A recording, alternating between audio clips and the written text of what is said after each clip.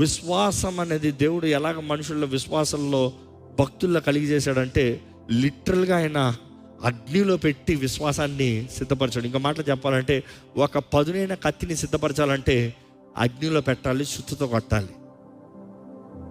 అగ్ని లేకుండా, సుత్త దెబ్బ లేకుండా అది పనికిరాదు. ఇక్కడ ఎవరైనా చెప్తాను, రెడీ ఉందా, ధైర్యం ఉందా? ప్రభా, నువ్వు నన్ను అగ్నిలో కాల్చినా పర్వాలేదు, సుత్తతో కట్టినా పర్వాలేదు, విలువైన వాడిగా చేయి ప్రభా. రెడీయా? You have that guts to say, అయ్యో బాబు అగ్నిలో పెట్టాలా? అన్యాయం చేయడండి దేవుడు. నువ్వు అగ్నిలోకి వెళ్ళినా నేను నీ తోడు ఉంటానని చెప్పాడు, మర్చిపోవా? జలముల్లోకి వెళ్ళినా కూడా నేను నీ తోడు ఉంటానని చెప్పాడు, మర్చిపోవా? సముద్రంలోకి వెళ్ళినా కూడా నేను నీ తోడు ఉంటానని చెప్పాడు, మర్చిపోవా? విశ్వాసి చెప్పగలుగుతాడు, దేవా నువ్వు నా తోడు ఉంటే చాలు, నువ్వు ఎక్కడికి తీసుకెళ్ళినా పర్వాలేదు, నా ప్రార్థన అదే. నువ్వు ఎట్టు తీసుకెళ్ళి ఎక్కడికి తీసుకెళ్ళి నువ్వు నా జీవితంలో ఏమన్నా చేసుకో, నువ్వు నా తోడు అన్నావా చాలు, done, right, come on let's do anything.